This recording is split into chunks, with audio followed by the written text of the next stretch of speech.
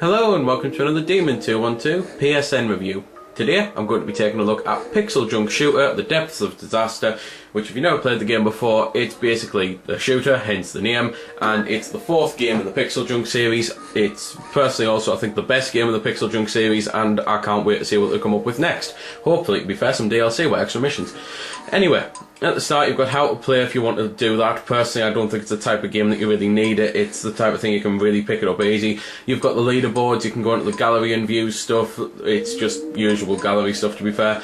Options are very basic, bare bones stuff. You can basically like put the burn protection on, which is good for protecting your TV and that. And then you've got one player and two player, and I will show it off in co-op, but for now I'm just going on to the one player.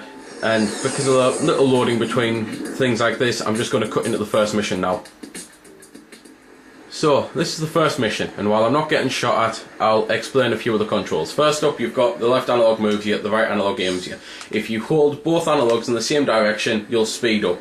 If you spin the right analog, you'll do this.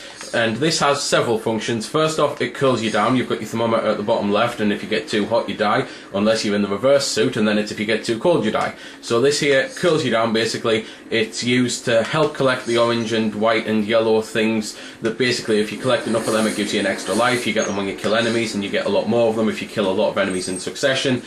And it's also used to cut through very weak rock. You've then got the ability to fire, which you pretty much have infinite ammo. At least I haven't run out, so if you do have a limit then it must be in the tens of thousands or something, because I am very trigger happy on this game. You can just fire normally if you want to, or you can hold down the button and you can do homing missiles. However, as you might have noticed, the temperature gauge kicks up there, so I'll just keep doing that. And there we go, I'm now in danger, I'm not allowed to attack, and I've got to cool down. Best way to cool down, instead of spinning, is to go into a pool of water. Surprisingly, touching ice doesn't particularly cool you down quickly, but going into water does.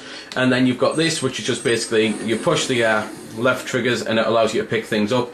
Those things are humans, which you're there to rescue. Well, at least I think they're humans, to be fair. You can't actually see what they are because they're wearing suits and stuff. But you can rescue your mates, or hell, I don't even know if they're your mates, to be fair. They might just be stranded, like stranders and all that, and you're just an honest guy. So anyway, you can rescue people. You can also pick up power-ups, which are things like you can get a shield, so you can get hit before you die. You can pick up one-ups and stuff. You can pick up sacks of water or sacks of lava, and you can pick up a sponge which allows you to actually absorb water and lava with the sponge, and then it works almost like a waterfall type thing. It just comes gushing out.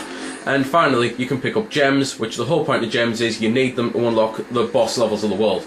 So that's the basic controls. I'm now going to cut into some footage to show off some of the power-ups, because you can get different weapons and suits and that, and then obviously I'll show a boss and some co-op off.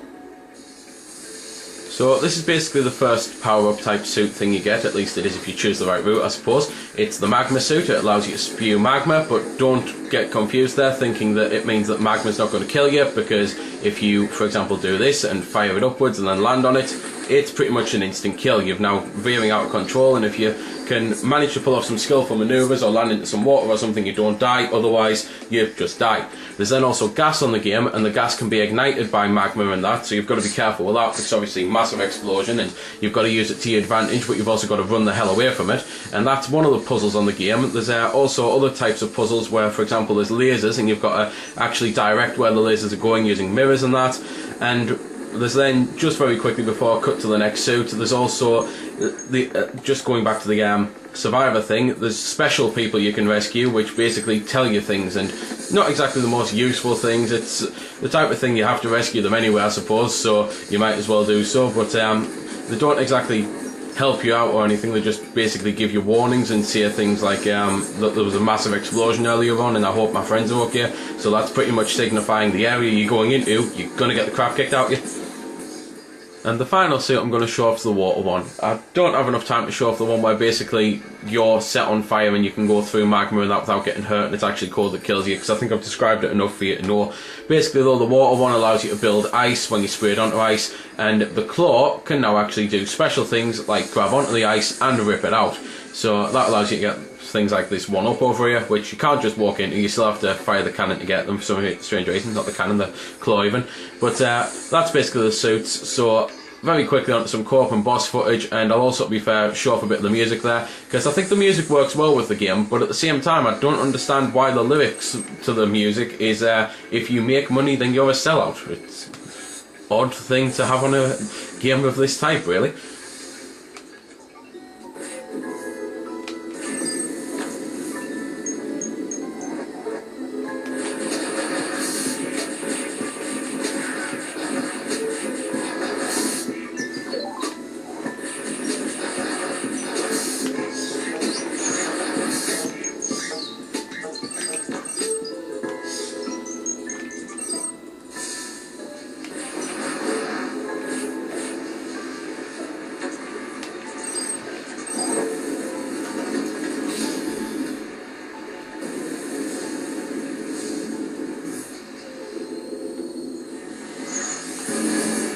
So that was a little bit of the music, and this is basically the boss. I've decided to speak on it just solely because I thought it's the type of thing I might as well explain.